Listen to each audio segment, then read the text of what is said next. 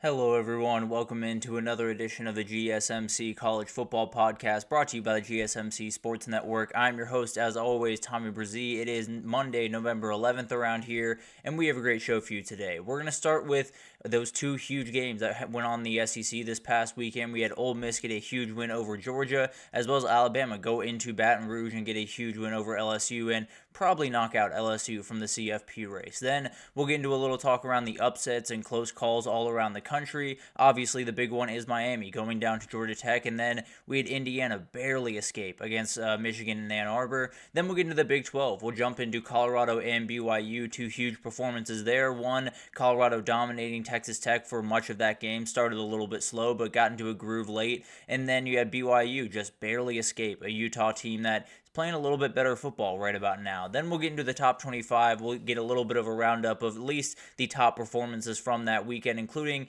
feels like Texas is kind of finding their way back to that early season form we saw in Ann Arbor. Then we'll get into that Week 11 wrap up, and we'll get into Ohio State and Oregon just getting one step closer to that possible rematch in Indianapolis. But before we jump in, I do want to remind you all we get tons of questions and comments throughout the show, and the best way for you all to get your question on the screen, we can have fun back and forth here, is to use that super chat. At the bottom of the chat on the Sports Network page, you can click the $sign, add any question, comment you'd like, and we can have fun back and forth here. Definitely want this to be interactive, so utilize that if you will. And also GSMCpodcast.net, still up and running, does the exact same thing. So either one of those you'd like to use, please do. We can have fun back and forth here. But let's jump into these first couple of games because we have a lot to get to. Let's go ahead and jump into these. We have Ole Miss just dominating Georgia in a lot of different ways, and we'll start there because this was pretty remarkable. This was probably the moment that Ole Miss fans have been waiting for quite some time, really. It felt like a moment where that program, where a lot of the different things that they've been trying to put into place for the last couple of years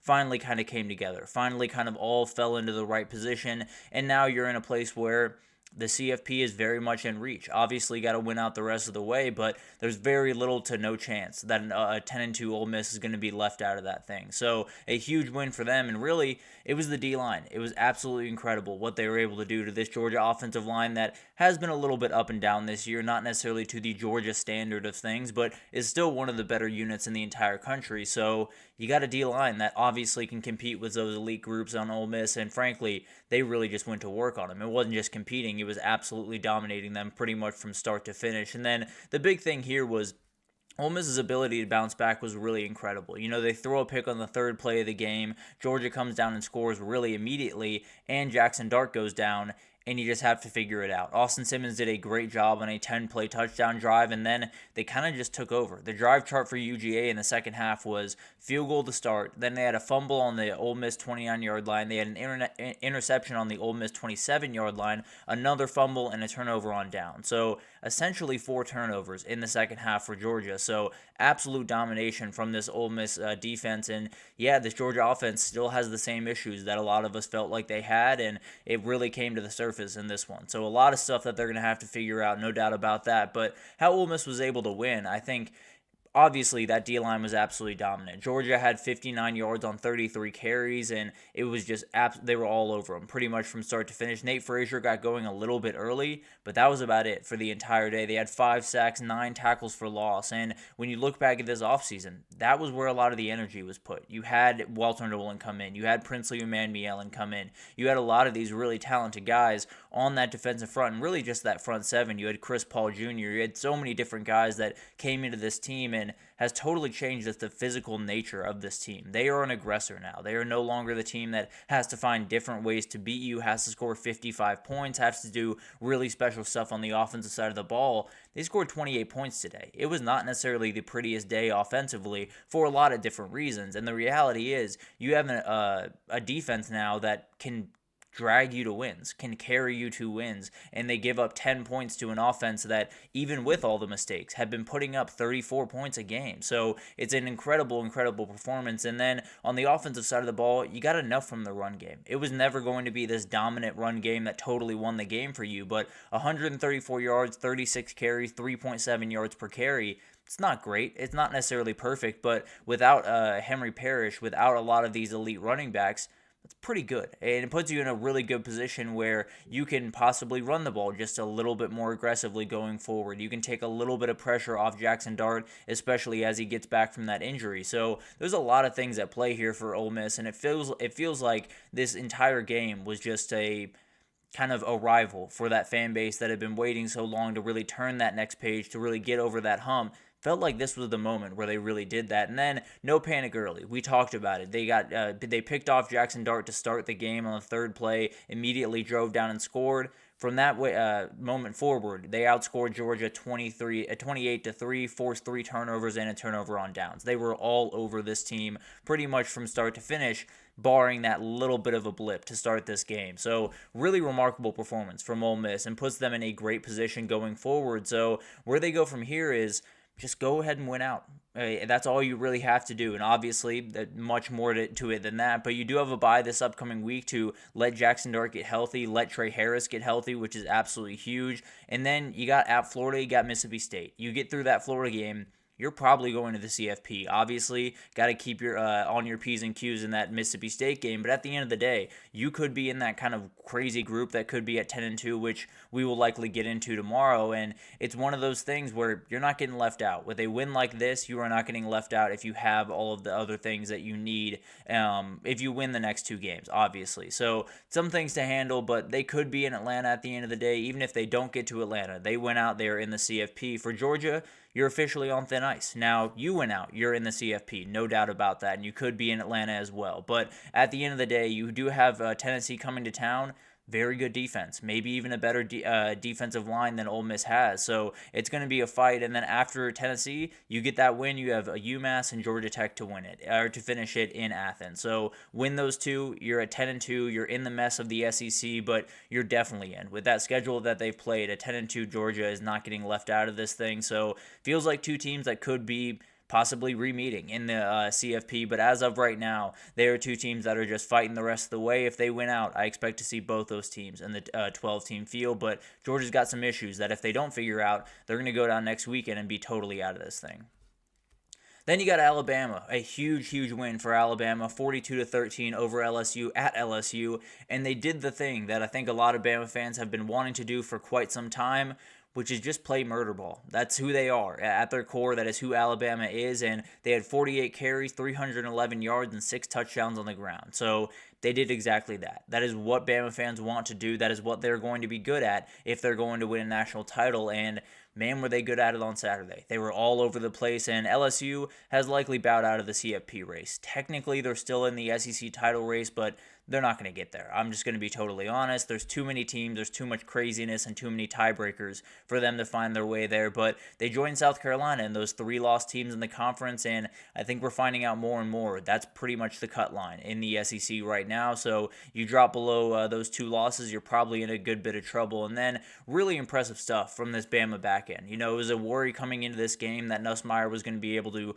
essentially just dice them up pretty much every which way from Tuesday. It was going to be able to push the ball downfield. Well, he averaged 5.7 yards per pass and only had 1 touchdown and a pair of picks. So this back end did their job. There's no doubt about that. And the defense overall is really finding themselves. They did get the bad news that Quay Robinson is going to be out for the rest of the year. A huge pass rusher on that team and something they're going to have to deal with. But overall, they've been absolutely incredible. They lost Keon Saab a couple of weeks ago. Bray Hubbard's been absolutely incredible. So they should be okay, but definitely something to watch down the stretch of the season. And this Bama team is scary. If they're running the ball that way, if Milroe's getting going the way that he was in this game, they can get to the SEC title, they can win that thing, they can get a bye, and they can be your national title winner. So a lot of things are going right for Bama right now, and it feels like the team that a lot of Bama fans missed early on in the season, well, feels like they've kind of rounded into form just a little bit more throughout this one. And really impressive performance here that probably was their best of the year, at least from start to finish. How they were able to win, I think the biggest one is Milroe Magic. He is one of the best players, if not the best player, when he is running downhill. He is absolutely terrifying. 12 carries, 185 yards, 4 scores for the second time in a row against LSU on the ground. He was incredible. He only threw 18 passes, but was 12 for 18, 109 yards passing. It wasn't great passing the ball, and it doesn't need to be if you're running the ball that incredibly. And this is one of those guys that if he's being used this way, if he's allowed to get on the edge and allowed to make plays with his legs, that might be the very best player in America. He is absolutely a problem, and frankly, if he's rolling downhill the way that he was in this one the rest of the season, it might just be the team to beat in the SEC the rest of the way. And then the linebacker play is just remarkable. You knew that this duo coming into the season was going to be one of the best in the country, and they played good football pretty much throughout the year. There's been little blips where it hasn't been quite as clean, but Jahad Campbell and Deontay Lawson just won this game outright, at least for the defensive side of the ball, was just all over the place. Jahad Campbell, becoming one of my favorite players in college football, had 12 tackles, 1.5 sacks, 3 tackles for loss. Deontay Lawson had 7 tackles, 1 tackle for loss, and an INT.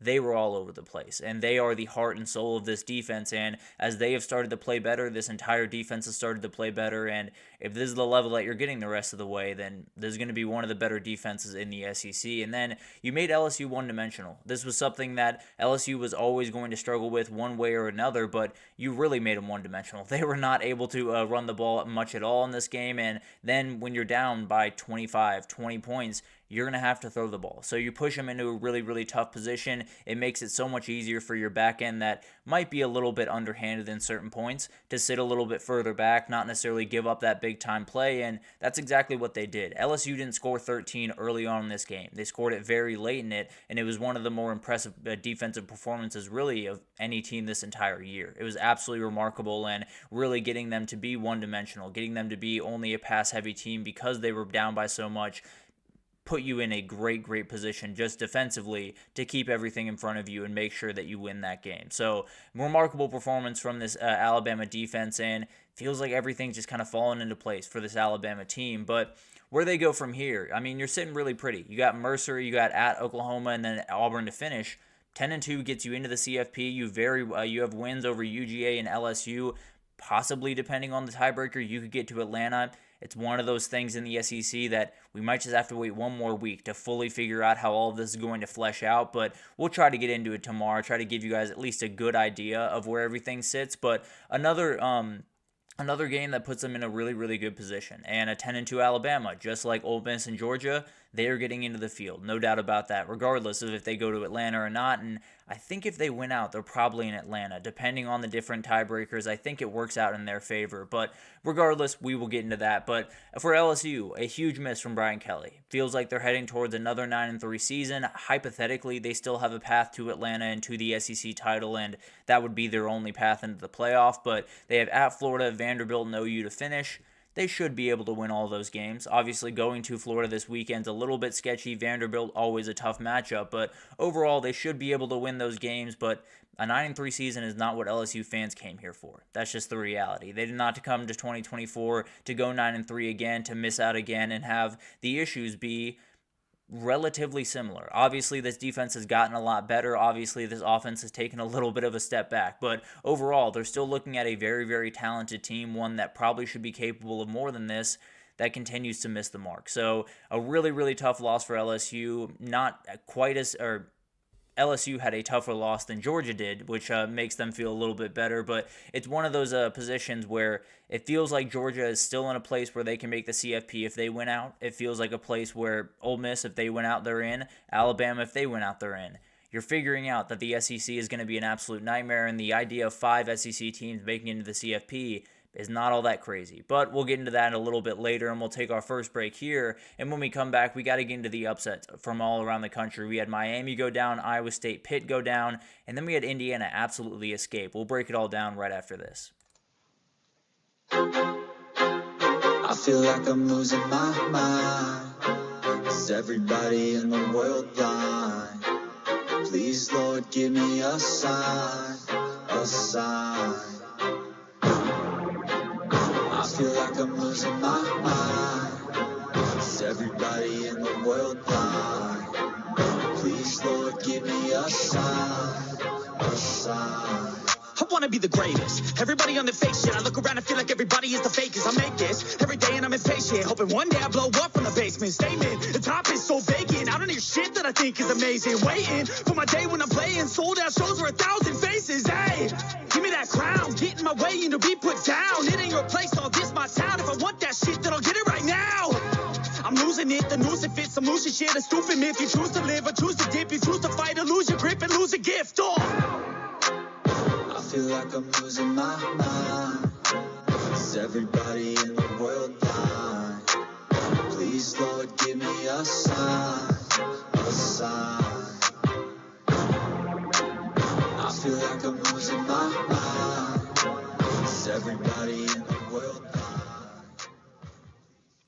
Alrighty, welcome back everyone. We just got into the huge SEC games that went on, and we had Ole Miss and we had Alabama get huge wins and set themselves up very, very nicely for a CFP run towards the last couple of weeks of the season. Georgia's still very much in it. LSU likely out of the race as of this moment. But let's get into the upset alerts. All around the country, we had a number of different upsets that really shook up the CFP race, and probably none more than the one that happened down there in Atlanta, Georgia, and what a performance from this Georgia Tech defense to start this off. I mean, you have a Miami offense that is so hard to stop pretty much every which way from Tuesday, and they had moments in the second half where it felt like maybe they were starting to put things together, maybe they were going to be a problem down the way, and maybe they were going to do the thing that they've done so many different times, but they finally got burned. They've been playing with fire for the last about 5 weeks against Virginia Tech, against Cal, against Duke last week. A number of different teams that had the ability to possibly get this done had come up a little bit short, and Georgia Tech was able to get it done, really because this defense was up to the challenge pretty much all day. And really, it came in the most bizarre quarterback situation I've seen in quite some time at Georgia Tech, because Haynes King got 48 snaps in this one. Aaron Philo got 17. They both had a touchdown passing.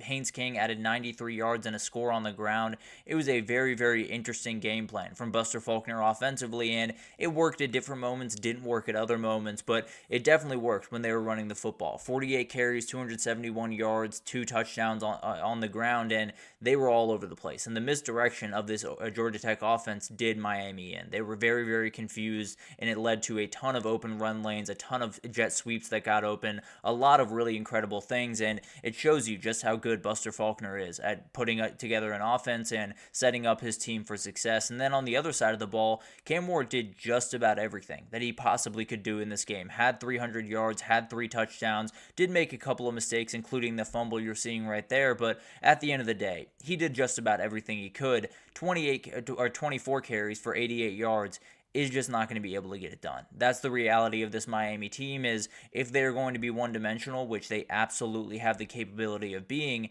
you're going to be in a really bad spot. That's just the reality of who Miami is. So you're going to have to find a way to get that run game going, at least give people the semblance that you're going to be able to run on them, because Georgia Tech was not fearful of that at all. They were able to sit back and cover just a little bit more, and they made a number of different plays in this game, especially even just a ton of coverage sacks. It felt like Cam Ward was trying to find someone open, and he just couldn't, and Georgia Tech was able to get home. It wasn't like their defensive line was totally outmanning the Miami offensive line.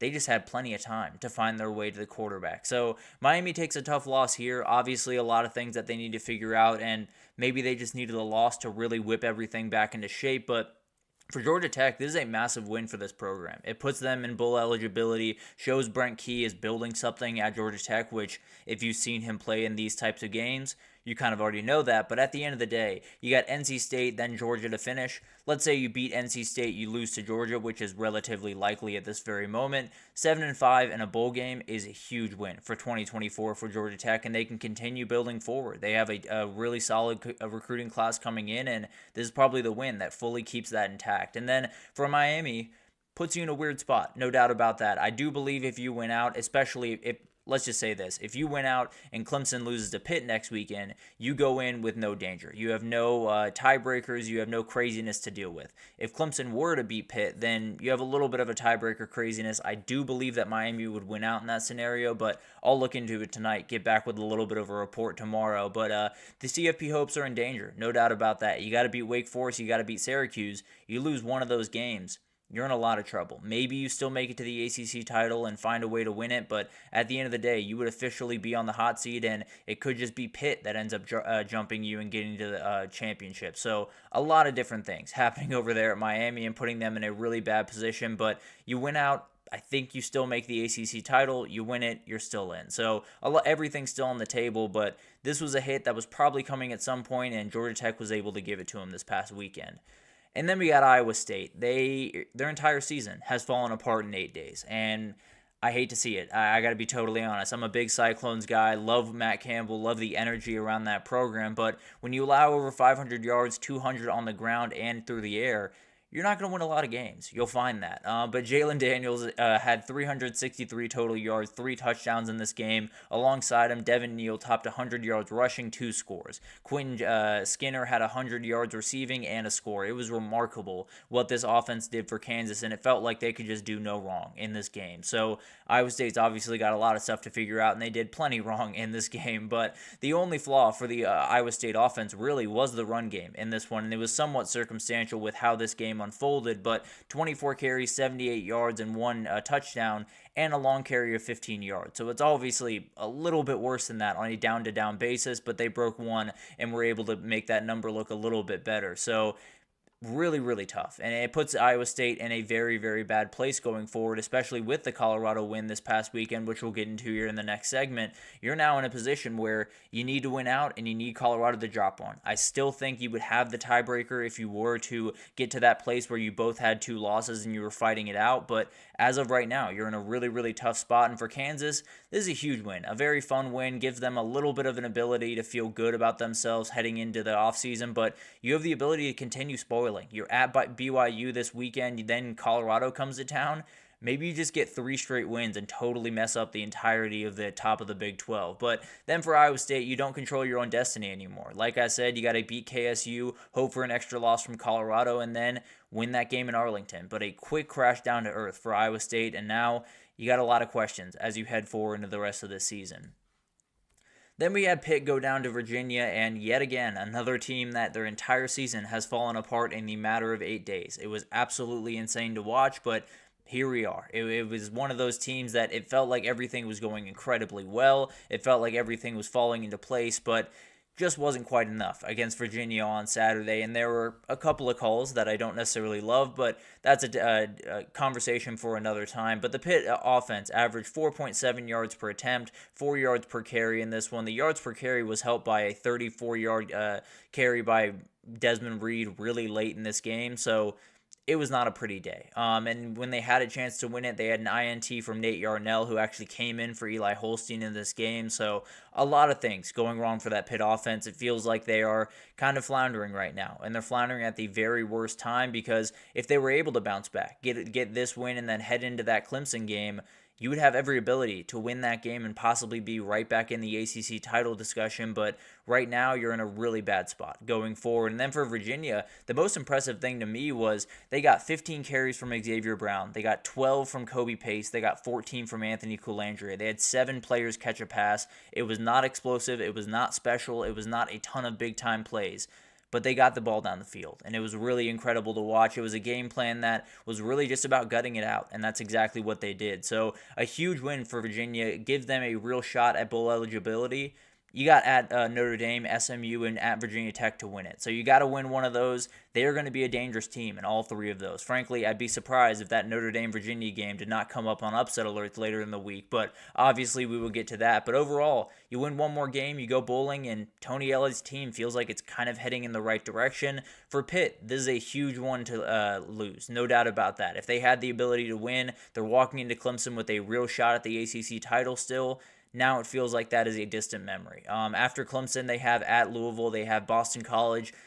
Even if they win that Clemson game, I still think they're in a really tough position and still could be on the outside looking in at the end of the day. It was a very, very fun run from Pitt, and I think they're a very talented team and a program that's heading in the right direction, especially with Eli Holstein at quarterback.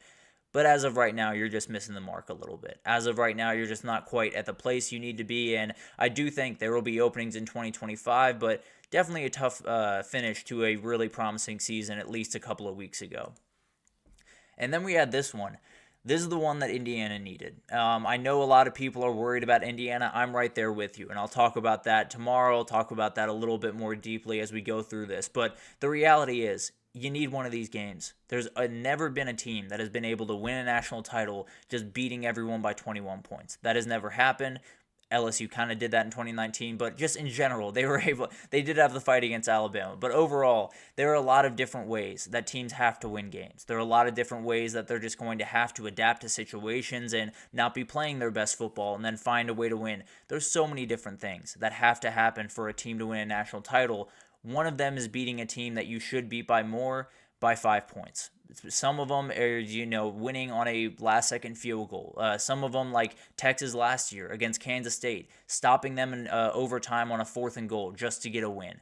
That stuff has to happen. It shows you where you are. It shows you who you are. And sometimes it whips that team into shape so they can finish strong. It's really, really one of those things that you see this game and it's easy to be like, okay, so Indiana is who we thought they were. Indiana is the team that hasn't played and won. They finally play a physical team with a pulse and they're not able to keep up. And maybe that is part of this. I do think that holds a place in this. But the reality is being able to mentally bounce back from that and handle that business is really, really impressive. And Curtis Rourke had his probably toughest day of the year, to be totally honest with you, but was able to pick up the slack for a run game that had 40 yards on 28 carries. He went 17 for 28, 206 yards, 2 touchdowns, and an INT. He was not perfect by any means, but he did just about everything for this offense in a lot of different ways, and it was not a pretty day from this offense, but you got a quarterback that can definitely get the job done. And then for Michigan, you did a really good job getting yourself back in this game. 3 straight scoring drives, although one was off a pick and only 4 yards.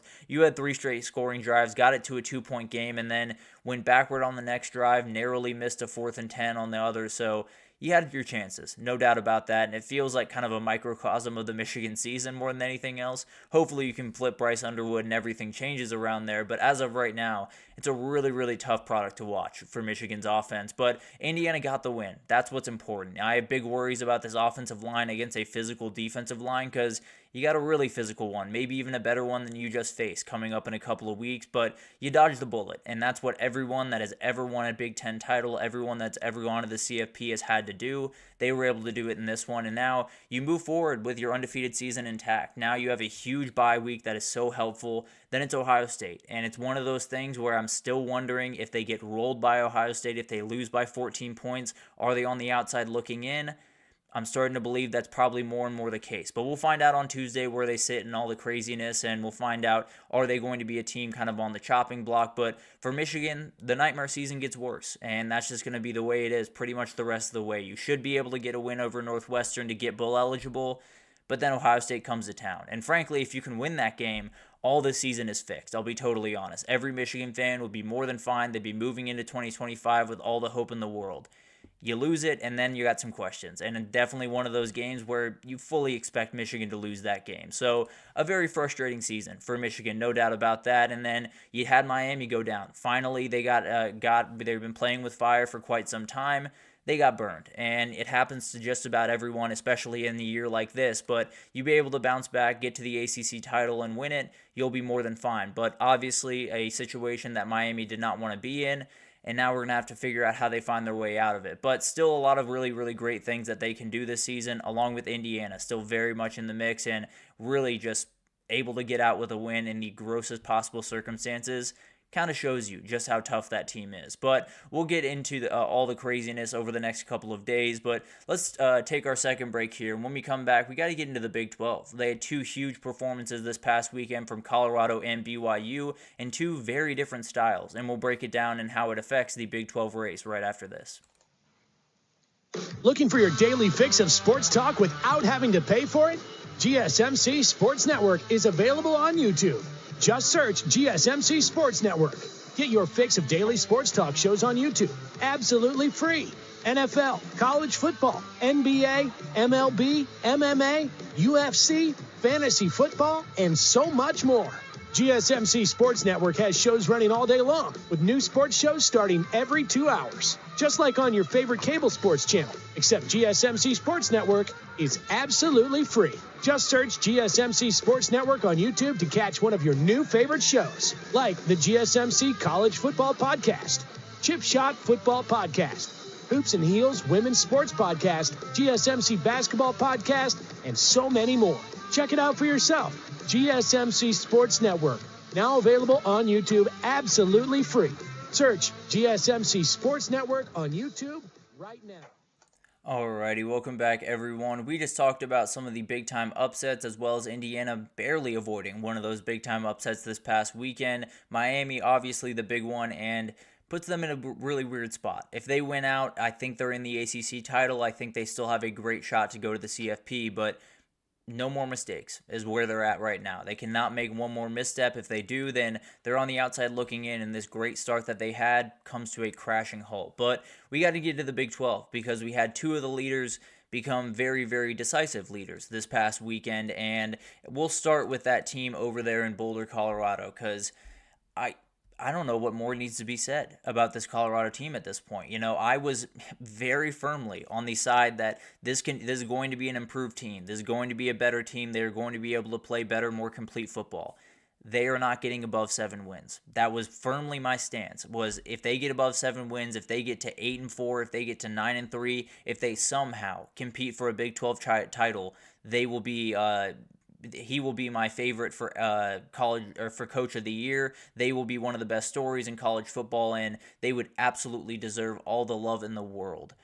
Well, then now they're the favorites to win the Big 12. They're the favorites to possibly go to the CFP at this point, and all of the stuff that people called Dion, including myself, called Dion crazy for, they are on the verge of doing, and it's just remarkable to watch. And it was the guys. Again, it was Shedeur Sanders putting on a show like he does just about every single week without a run game, just like he does just about every single week. 30 for 43, 291, 4 scores. This offensive line deserves a ton of credit for what they've been able to do. Cash Cleveland, a walk-on freshman, being able to hold down the center position is remarkable. Jordan Seaton is becoming the guy that we all expected him to be coming out of high school. He's becoming that Kelvin Banks, Will Campbell level tackle that is going to develop in one of the best in the entire country over the next couple of years. So it's been awesome to watch. It's so much fun to watch. Travis Hunter played 155 snaps in this game, and I'm not even joking. I've gotten very numb to him being a freak, him doing all of those crazy things.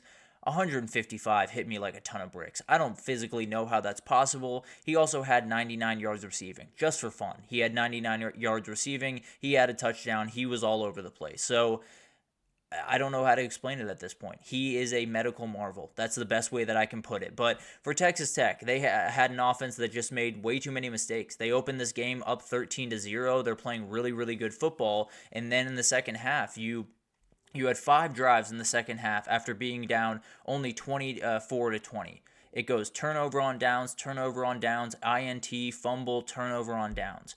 Remarkable stuff from this defense for Colorado, and almost remarkable stuff from this Texas Tech offense being that inept. But at the end of the day, really, really good stuff from a Buffs defense that just continues to get better, continues to get more stout, especially on the interior of that defensive line. It's been really remarkable to watch. So could not be more impressed with what Colorado has done this year, and this is a very complete performance. Every single week, it feels like it gets a little bit more complete, it gets a little bit more different, and even in a game where they couldn't run the ball, where they were highly penalized, where they had a couple of mistakes early in this game, able to win it is really incredible. Able to win it by 2 touchdowns is even more incredible. So remarkable stuff, and how they were able to get it done. The ability to bounce back is something that has shown time and again really this year for Colorado, but really in this game, you're down 13-0 early on. Texas Tech missed a couple opportunities to make it even worse than that, but you're down 13-0 early on in the first quarter. And you got to find a way out. You got to find a way to get it done. Colorado didn't score until halfway through the second quarter. They outscored them 41-14 the rest of the way. The defense played incredibly well. The offense was the Colorado offense in a lot of ways, and it was really remarkable to watch. And on that offensive side of the ball, you spread the rock around. There's no doubt about that. You had all 3 wide receivers, all 3 remarkably talented guys got involved. Travis Hunter, 9 catches, 99 yards, and a touchdown. LeJounte Wester, 6 catches, 82 yards, and a touchdown. Will Shepard, 8 catches, 79 yards, and a touchdown. I realize that it says carries right now. It should be catches, but at the end of the day, a touchdown for all 3. It was just too much for Texas Tech to handle with a pass defense that is not very good. Let's just be totally honest. But Colorado was very much able to exploit that. And then disruption up front. It wasn't just the edge rushers that I love so much, and Dayon Hayes and BJ Green made a number of plays, but 7 sacks, 11 tackles for loss. The run game for Texas Tech, they did get over 100 yards for Taj Brooks. It was pretty tough sledding to get there. It wasn't necessarily the prettiest day, even though the box score might look a little bit nicer. it was not necessarily the greatest day running the ball. So really remarkable stuff from this Colorado defense, and it's one of those things that just continues to show the growth of this team, not only offensively, not only from a talent perspective, but just from a outright toughness perspective. This is a totally different team than it was a year ago.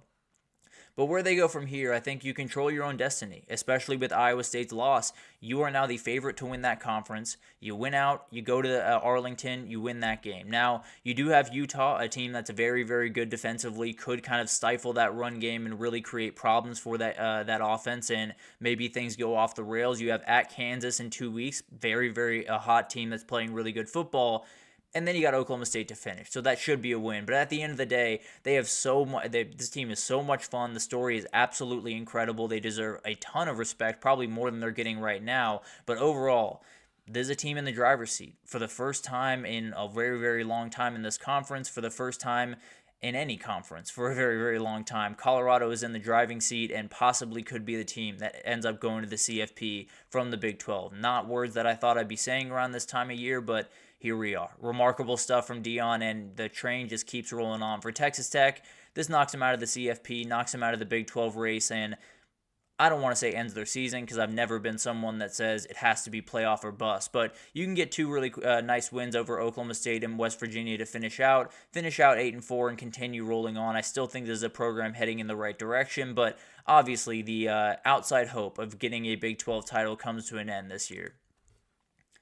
And then you got BYU being able to escape against Utah, because this one, like Indiana, this was a very, very tough game. They were able to escape with a undefeated record, and a little bit of controversy on that 4th and 10 on the last drive. After seeing all the angles, I do think it was holding on Utah. Obviously a tough way for that to happen, but I do think it was holding. I do think the right call was made there. But this is the first game this year where Jake Retzlaff just did not look like himself. He was 15 for 33, 219, no scores, had negative yards rushing, which is kind of his big-time thing. The thing that makes that offense so dangerous was his rushing ability. The Utah D-line was not having any of it. And then on the other side, Brandon Rose for Utah did some good work, considering all of the craziness around that quarterback position. Coming in, going 12 for 21, 2 touchdowns and 1 INT, and then another INT on a trick play, a fumble from another player.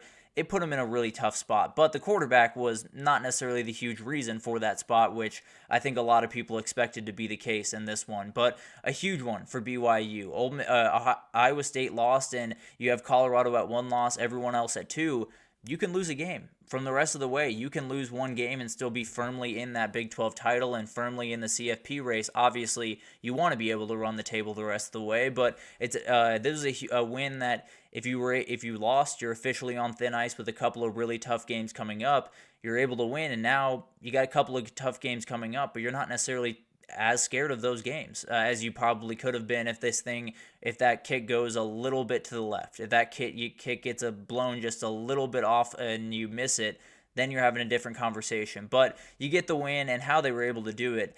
The defensive adjustments were remarkable. This was not a very, very pretty game. I realize that's Mason Graham right there. Apologies. I obviously put in the wrong picture, but BYU was trailing 21-10 early on in this one.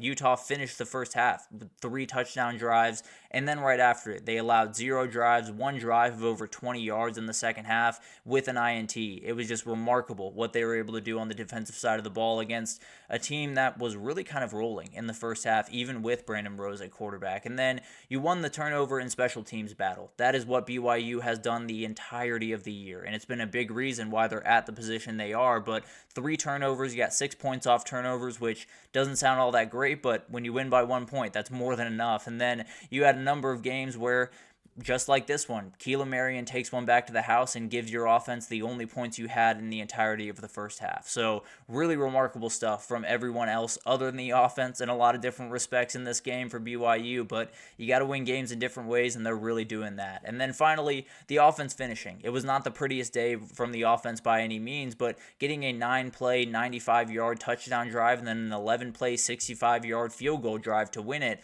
is really remarkable. In a fourth quarter where it felt like they were just going to get suffocated, not have a shot to win it, they were able to get the ball back just those couple extra times, get that win. Was really, really impressive to watch. So for BYU, the world is yours. You're in a really, really good spot. You avoided that huge upset spot, and coming up, you do have Kansas, you do have at Arizona State. So 2 very tough games. You go 1-1, you're in a really good spot to go to Arlington and be in the CFP and possibly, get that bye. So really remarkable stuff from BYU. This felt like the game where everything could come crashing to a halt and everything could kind of really be in a really tough spot for BYU going forward. They handled business and they kept moving on their way. Obviously, it was not all that pretty the entire time, but getting that win, moving on undefeated is absolutely huge and puts them in not only a place where you feel good about your chances to get to the Big 12 championship, but I'd be downright surprised if they weren't there at this point. I'll be totally honest. But for Utah, this one hurts. No doubt about that. Felt like a moment where this season that has gone not at all the way that you wanted it to could kind of get back on track, kind of salvage it just a little bit. But now you need 2 out of 3 wins between Colorado, ISU, and UCF to go to a bowl game. Going to be really tough, no doubt about that. This defense can give you a shot to win just about every game, and that Colorado game probably will be on the upset alert meter as well. I won't lie to you, but at the end of the day, it's going to be really tough for them to finish this at 6 wins, and it's a very, very weird feeling for a lot of Utah fans, and probably a very tough finish to the Kyle Whittingham era over there. So a lot of things going on around the country, but the Big 12 feels like it's kind of starting to figure itself out. If these 2 teams win out the rest of the way, they will meet in Arlington, and winner gets in. I think that's probably the way that we're heading right now. Maybe if BYU is undefeated and Colorado beats them, maybe we're having a conversation, but I feel pretty good saying the winner of the Big 12 is in. The loser, regardless of what you did in the regular season, is probably out. But obviously still plenty to figure out here, and I think yeah, I mean, Anthony, there is an argument to be made there. There's no doubt about that. There is an argument to be made that there are a lot of overrated teams all around the country right about now. You know, you can make the argument about Texas. You can make the argument about Penn State in a lot of ways. You can make the argument about Indiana. It's a weird season. And I think Miami, although I would probably describe them as overrated, I would probably describe them as a relatively flawed team that just hadn't gotten burned yet.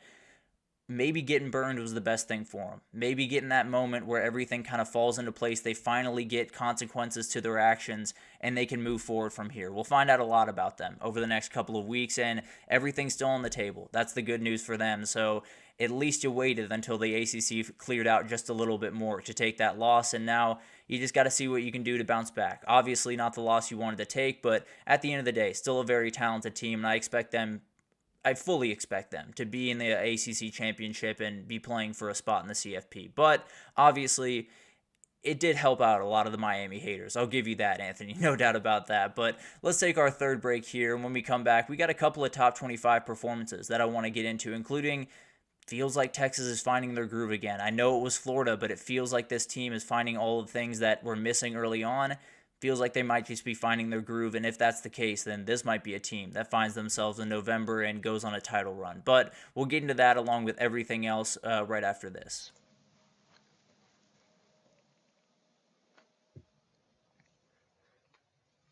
For the best and latest podcasts available anywhere, go to the podcast app on your cell phone and type in GSMC to access free content-rich podcasts on health and wellness, book reviews, sports, entertainment, relationships, social media, movies, technology, finance, and even weird news. Subscribe and download the GSMC Podcast Network's family of shows, available everywhere podcasts are found.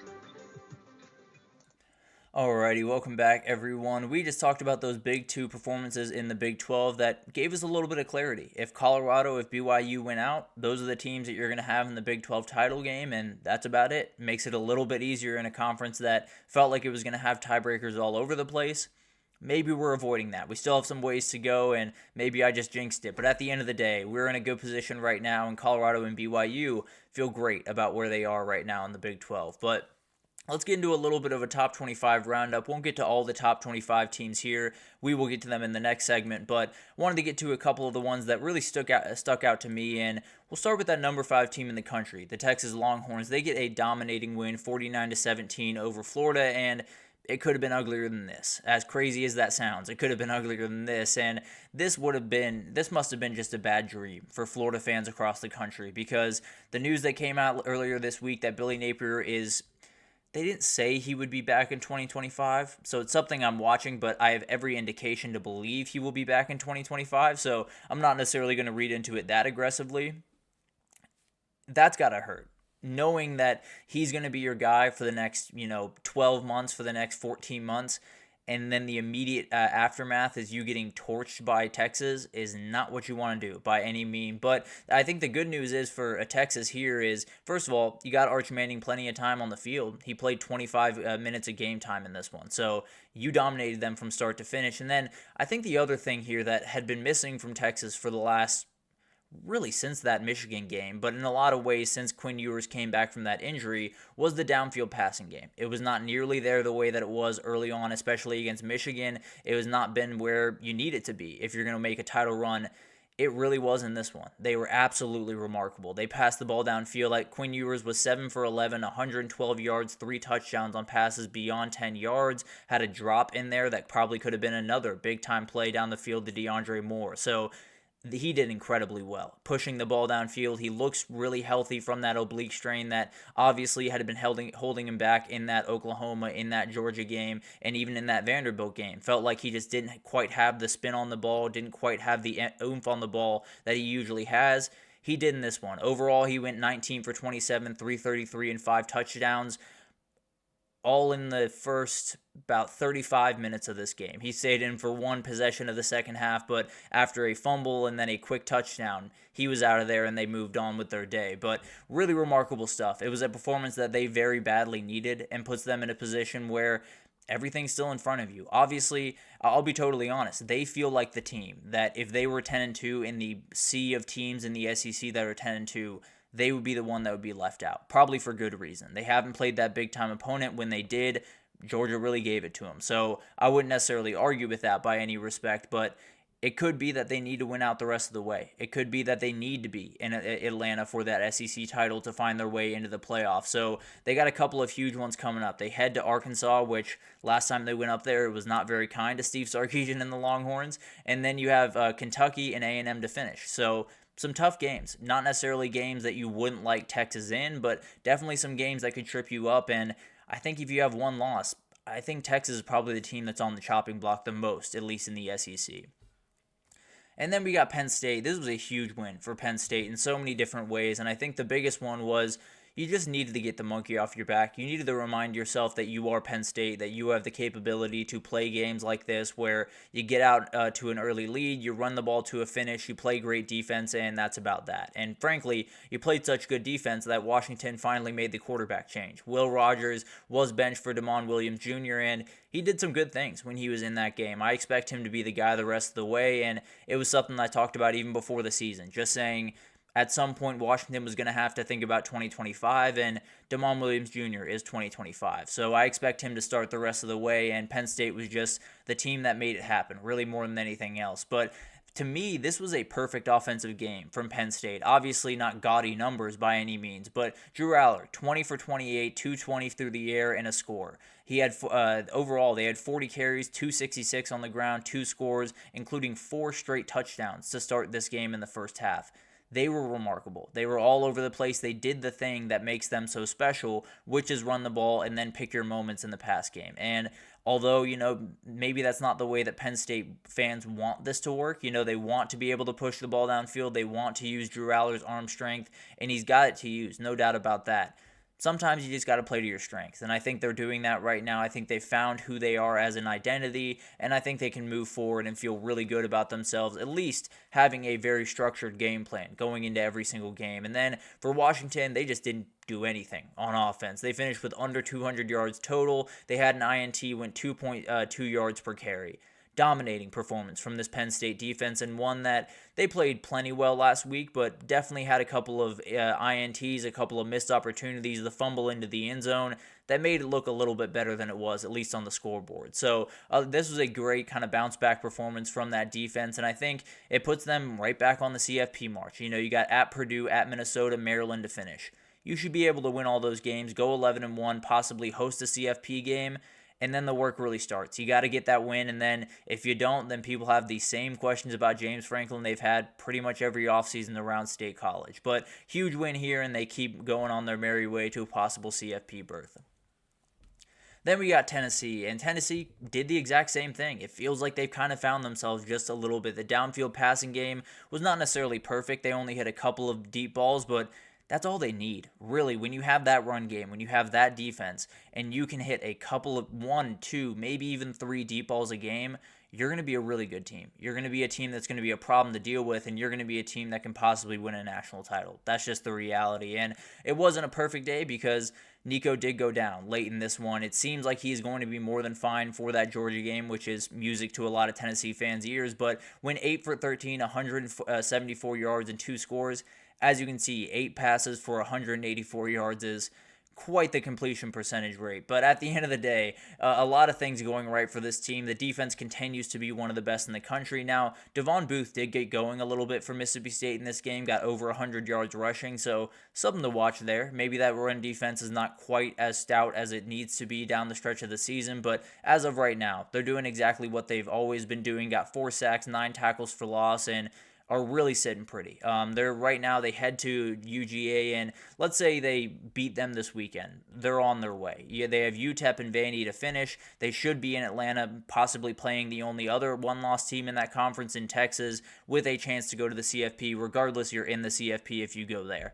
If you lose to Georgia and you're finding yourself at the end of the season at 10-2, I think that win over Alabama is huge, and especially Alabama beating LSU this past weekend, I think that's the game changer. But there's a world where if you beat Georgia this weekend, you could just be playing the winner of the A&M Texas game at the end of the year for the SEC title. So it would be wild, no doubt about that. But right now, with the way Georgia played last weekend and what we know about this Tennessee team, they very well could do it and then be on their way to a possible CFP berth, possible SEC title, and who knows when it stops for Tennessee.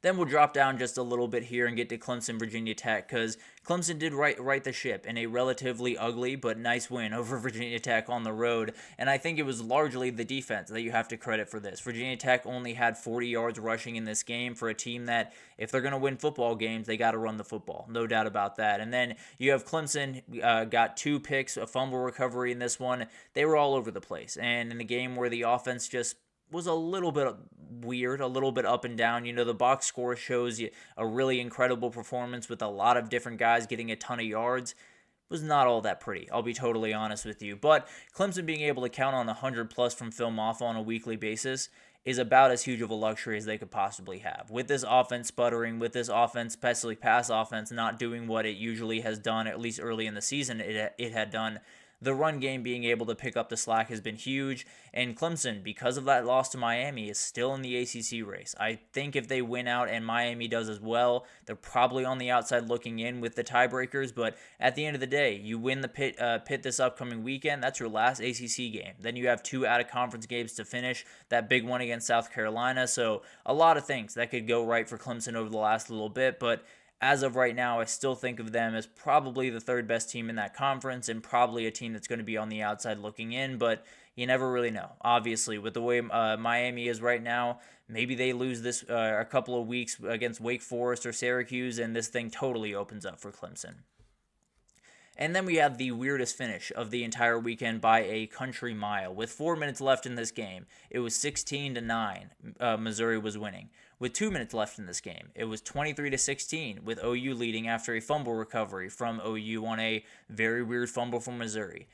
Then Missouri had a 57-yard touchdown drive and then a fumble recovery, scoop and score to win the game in the weirdest fumble I have ever seen. It was literally like Jackson Dart stripped himself. I've never seen it. I have seen it. I haven't seen it in that way. I haven't seen it when the guy's not even getting ready to pass and he's just patting the ball and he essentially just tosses it backwards.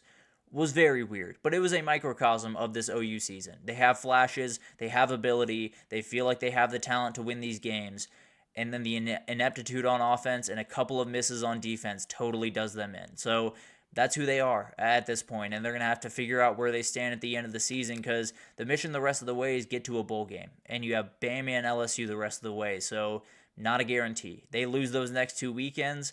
That talk about, Brent Venables getting 2025 as a prove-it season might just go out the window in a hurry. I know that sounds crazy, but this is Oklahoma. This is a team that feels like they should be in a much better place right now, and I don't think he'll get fired regardless, but I don't know. It could get sketchy. Let's just leave it at that for the time being. For Missouri, Drinkwitz really wanted to remind us that they are still in the playoff hunt. They are not in the playoff hunt. I'll be totally honest with you, especially with all of the 10-2 teams that could come up in the SEC. There is not one of them that I would pick below Missouri. Just plain and simple. Even Texas, the team that I said if they're 10-2, they're probably on the chopping block. They would be miles ahead of Missouri in my mind. So Missouri's not getting into the CFP. They could win out and not get into the CFP. They do have South Carolina this upcoming weekend. They're 2-touchdown underdogs, and they should be. So they're not going to the CFP regardless of what happens the rest of the way. I'm just going to put that to rest right about now. But the last one I want to talk about here is Army. A huge, huge win, and one where did not go at all the way that I thought it was going to go. Army wins this game 14-3, and frankly, if you told me it was 14-3, I would have thought we were about 3 drives into this game. I would have thought Army went down and scored. North Texas answered with a field goal. Army went right back down and scored. So really remarkable stuff from both defenses, especially Army, but both defenses really played their butts off. Army ran the ball 64 times for 293 yards, 2 scores. To be honest, that's pretty good. If you're playing Army and they're going to run the ball 64 times with all of the different variations, holding them under 300 is a win. I'll be totally honest. But they did have a drive in this game that was just absolute. It was beautiful in every possible way. But the second touchdown drive, 21 plays, 94 yards, almost 14 minutes, and that is Army football. It was absolutely incredible to watch. I don't think they had a run of over 8 yards on that drive. It was awesome. It was so much fun, and it was one of those things that if you're a football guy, go ahead and watch that compilation because it's really special to watch. But the Army defense was remarkable as well. Oh, excuse me. After the field goal from North Texas on their first drive, they were able to stop a drive on the 2-yard line. They were able to force a turnover on downs. They had 2 picks in the end zone. Really remarkable stuff. A lot of bend don't break from this team against the offense that can really make a lot of teams break. And then a huge win. That sets them up for a huge couple of weeks when they go over to when they play Notre Dame in a couple of weeks. And then they got UTSA left on the schedule before a possible American title. They can lock it up, I believe, this weekend if Navy were to lose or if Tulane were to lose. A lot of different things that are happening around that. But it feels like Army's pretty much guaranteed a spot in that American title. I'd be very surprised if it all went wrong at this point, but a win over Notre Dame would probably almost definitely send you to the CFP. So a lot still on the table for this team. It still feels like a team that Notre Dame might be a little bit too much, but who knows? We'll get to 2 weeks and we'll make that pick and we'll see what happens. But a huge win. One of those wins where you just got to get out with more points than the other team. They were able to do that. As ugly as it was, they were able to get it done. And Bryson Daly hopefully will be a little bit more healthy for that Notre Dame game, and then they can really start rolling downhill. But a lot of remarkable performances. I think the biggest one for me was what Texas did. Although Florida's not that world-beating team, they're a relatively solid defense. I'm not going to give them a ton of praise, but a relatively solid defense that was made to look like they were just downright terrible. So I think Texas might be on their way. I think they might have found a groove here, and it might be really hard to stop them the rest of the way, but obviously something we will talk about the rest of the season. And let's take our final break here. When we come back, we just got to do a little bit of a wrap-up. With all the other games we hadn't had a chance to get to throughout the show, we'll break them down right after this.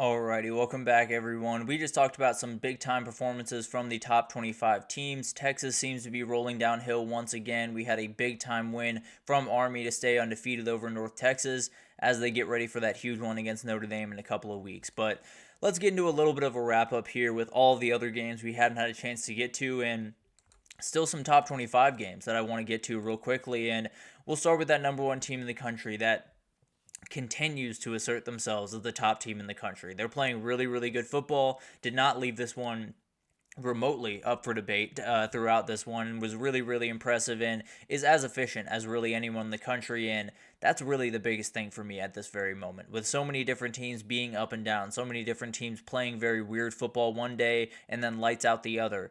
Oregon's just playing lights out football. Week in and week out, they're playing really, really great stuff, and obviously bigger challenges ahead, but this was a big-time win. And then Dylan Gabriel threw for 3 scores, got over the FBS record, so congratulations to him.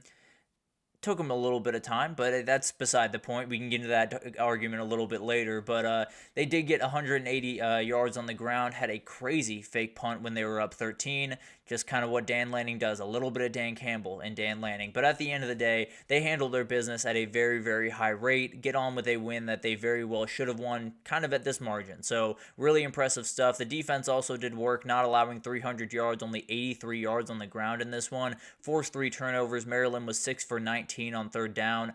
Really, really good stuff. And all of the places that you need to be good, Michigan was in this one. They got at Wisconsin and Washington coming up.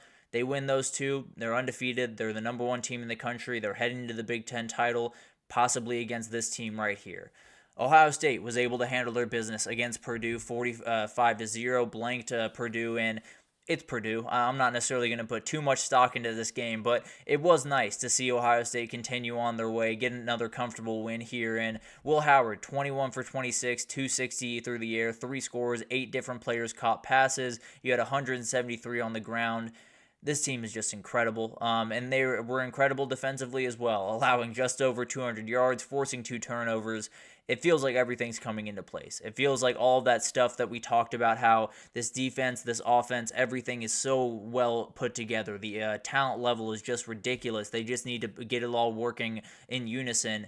Feels like it's starting to work in unison. Now, obviously, big-time test coming up. Now, they do have at Northwestern before the huge one against Indiana and then Michigan at home, so plenty of work to do, and obviously that Indiana game is massive, but as of right now, feels like everything's starting to roll downhill for Ohio State and could just very well be the team that ends up winning the title at the end of the day.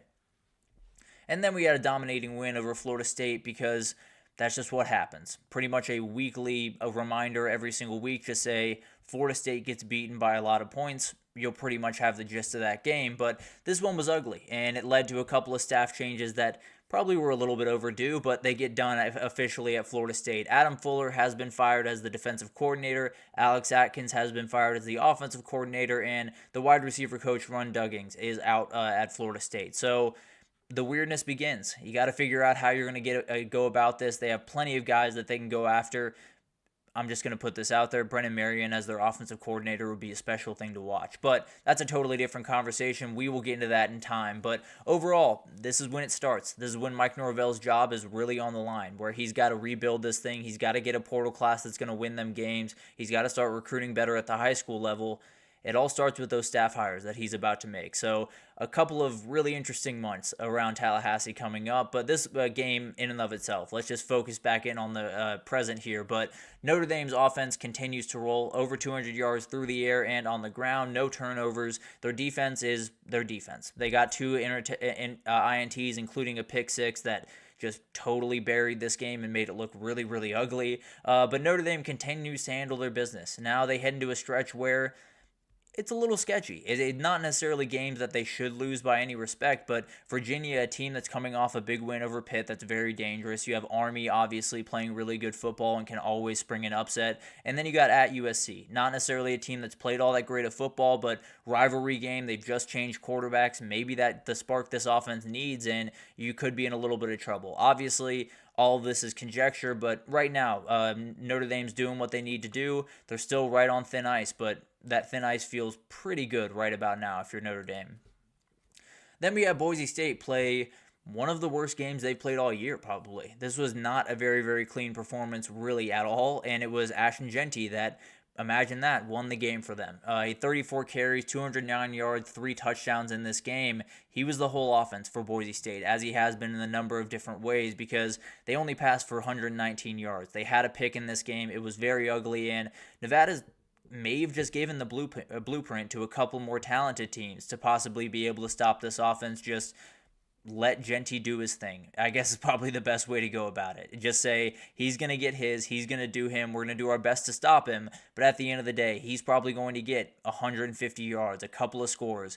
We have to be able to counter on offense and then be able to fully stop this pass game is really the key to winning against Boise State. So they're still on their way to a Mountain West championship, a CFP berth. They have at San Jose State, Wyoming, and Oregon State to finish, so they should be okay. They should be firmly on their way, but at the end of the day, this is still a team that's a little bit flawed and still a team that, if they got into the CFP, I wouldn't necessarily love in any of the games that they would play. But obviously, that's a conversation we can have down the road, and definitely one that could change in a hurry with someone like Ashton Genty on the field. But moving forward to Washington State getting able to get a very, very dominant win over Utah State this weekend, and the slimmest of paths to the CFP is still alive. I truly do mean, a million things would have to happen for Washington State to get in, even at 11-1. But at the end of the day, they get one step closer to 11-1 and possibly could just be setting themselves for huge success once they get into a real conference in a couple of years. But he went 18 for 24, 179 yards, 4 scores passing, then had 13 carries, 55 yards, and a score on the ground. The dude is just absolutely remarkable, has been one of the best players in the country this year, and Washington State overall totaled 300 yards on the ground and did not trail in this game. So it was the dominating performance that they very much needed. And they have some tough games coming up at New Mexico this upcoming weekend, which is a dangerous team just to score with. You have at Oregon State in a couple of weeks and then Wyoming. So a lot of things still on the table for this team and a lot of things that would have to happen for them to reach the ultimate goal, which is the CFP for them. Then we had this game. South Carolina was able to beat Vanderbilt in a dominating defensive performance, and feels like that's kind of been a pattern for Vanderbilt as of late. I'm not saying their offense has been figured out, quote unquote, but the run game has really struggled over the last couple of weeks. They had 28 carries for 108 yards in this game, and Diego Pavia was their leading rusher with 65. And the interior run game, that north-south run game that we talked about last week, was just not there. For the third weekend in a row where you had Texas, you had Auburn, now you had South Carolina, it was just a little bit too much for him. Now, the Lenora Sellers show was alive and well on Saturday. He topped 350 total yards, had 4 scores in this one. The dude's remarkable. He feels like he's finding his groove, he's grown throughout this year. He was a very young quarterback to start it.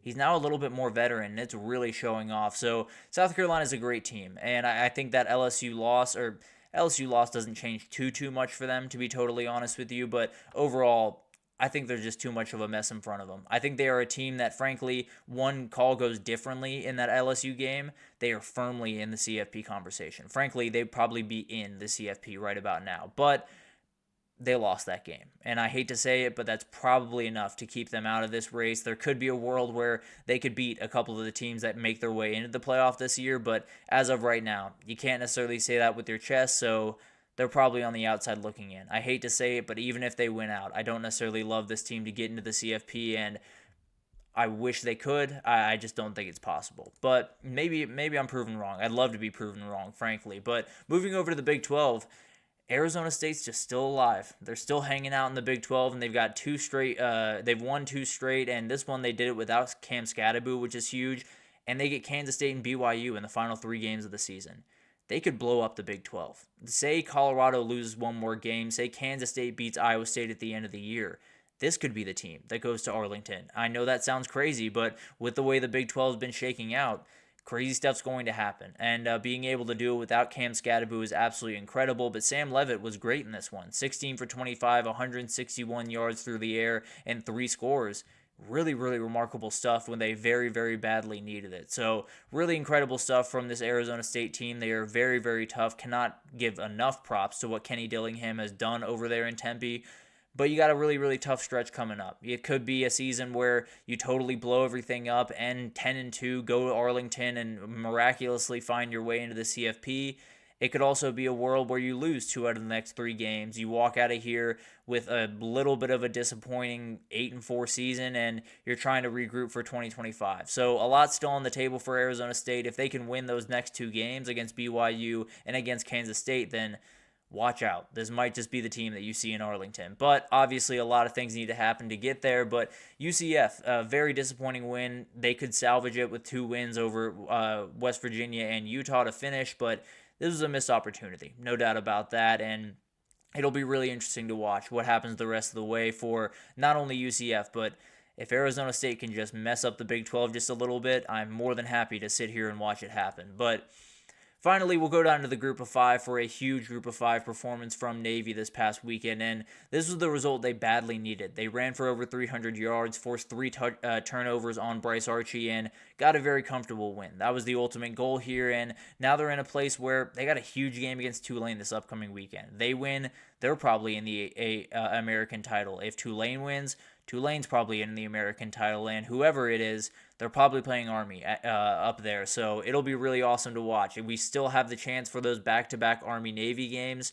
It'll be interesting to see how all of that unfolds, especially if Army's undefeated. But at the end of the day, regardless of if Army loses to Notre Dame or not, you're still in a place where we're going to have a very, very fun American championship. And the more I see Boise State play, the more I think, even with a loss, maybe those teams should get in. But we'll get into that conversation a little bit down the road. But huge win from Navy, keeps them right in the mix for the American, and a couple of more wins away. If you beat Tulane, then you're in a great place to possibly win your conference. And who knows, with all the craziness going on with Boise State starting to show a little bit of a chinks in the armor, might as well open up a door for Navy to possibly get back in this thing. It sounds crazy, but who knows? At the end of the day, everything has been all over the place this year, so I'm not counting anything out right about now. But overall, remarkable weekend. It was one of those weekends where you're glued to your TV, you're enjoying every single moment, and you just cannot fathom how many different incredible moments there were throughout the day. There were a couple of upsets early with Miami going down, with Indiana fighting off Michigan.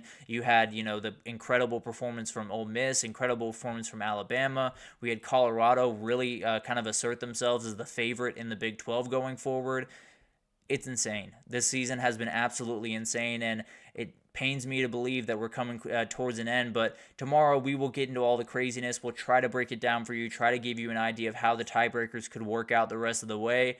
I can't promise it's foolproof, but I'm going to do my very best. But incredible, incredible weekend. We'll continue talking about it tomorrow. But that'll do it for this edition of the GSMC College Football Podcast, brought to you by the GSMC Sports Network. Your support means a lot to us, so please remember to subscribe to the show, leave a positive review. It does make a huge difference for us.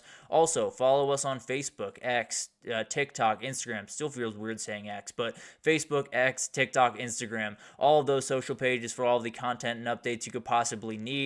We have great people doing great work across every single sport you could want. So NBA's back up and running. We got you covered there. We also have baseball. We have NFL football. Everything. Don't worry about that. Anything in the world of sports, GSMC has you covered. But thank you once again for listening, and I will see you guys tomorrow.